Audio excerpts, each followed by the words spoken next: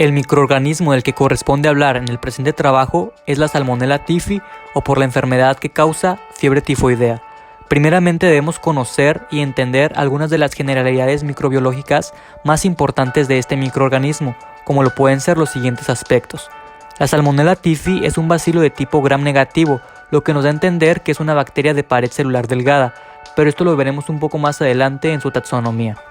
Por otro lado, el tipo de respiración de este bacilo es anaerobio facultativo, lo que quiere decir que utiliza preferentemente la respiración aerobia en presencia de oxígeno, pero tiene la capacidad o la facultad de desarrollarse sin ningún problema sin él. También es una bacteria fermentadora de tipo oxidasa negativo, como podemos observar en la prueba microbiológica de la imagen.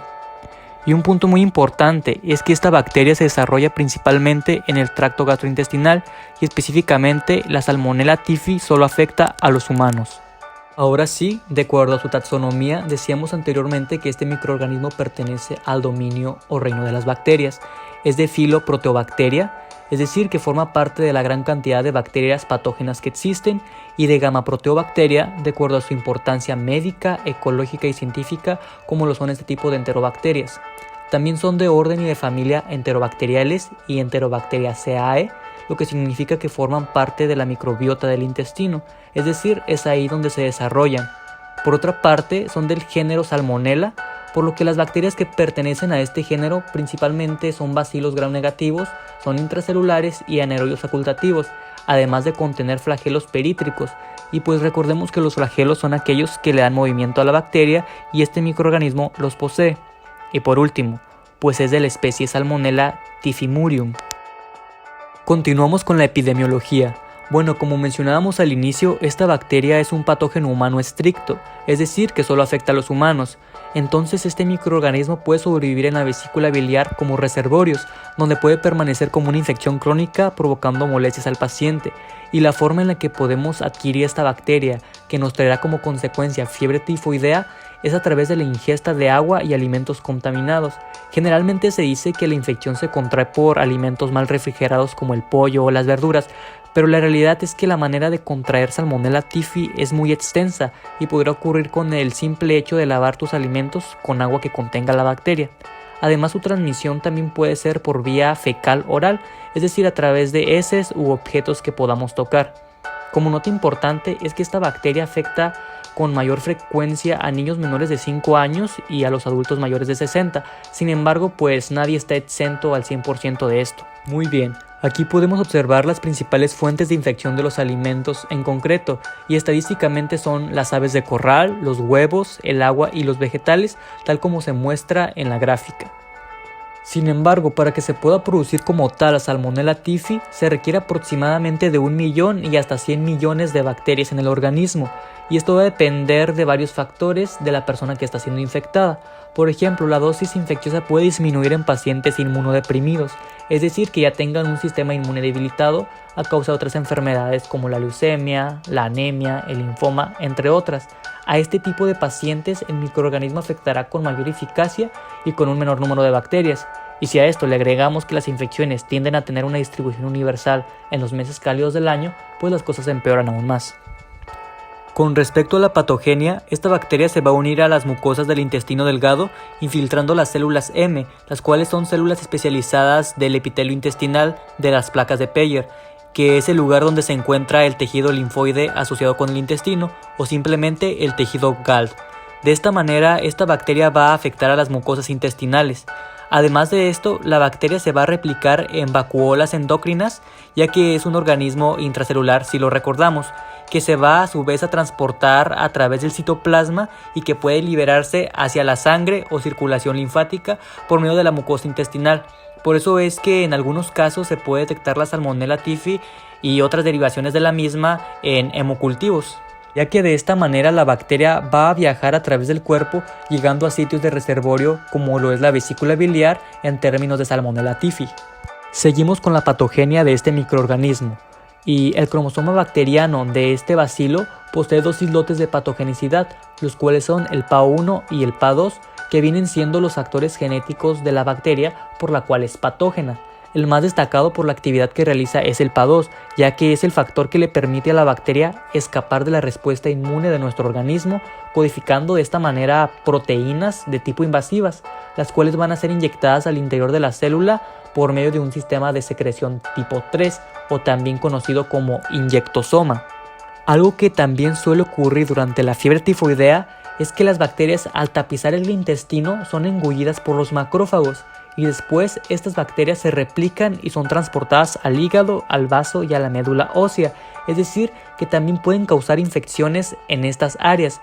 Aunque esto no es muy frecuente, sí suele ocurrir. Y para que esta bacteria pueda sobrevivir a la acidez de nuestro organismo, la Salmonella typhi se protege de estos ácidos tanto del estómago como del pH ácido del fagosoma mediante un gen de respuesta de tolerancia a los ácidos que se le denomina gen ATR. Por otra parte, la respuesta inmunitaria de nuestro cuerpo interviene en esto con la producción de prostaglandinas que estimulan también la producción de AMP cíclico. Por tanto, también se genera la secreción activa de líquidos y es aquí cuando también la bacteria puede provocar diarrea. Con respecto a los síntomas de la fiebre tifoidea, tenemos que comienzan entre los 10 y los 14 días después de haber adquirido la bacteria. Síntomas entre los cuales encontramos la fiebre alta, la sudoración profusa, el dolor de cabeza y el dolor muscular.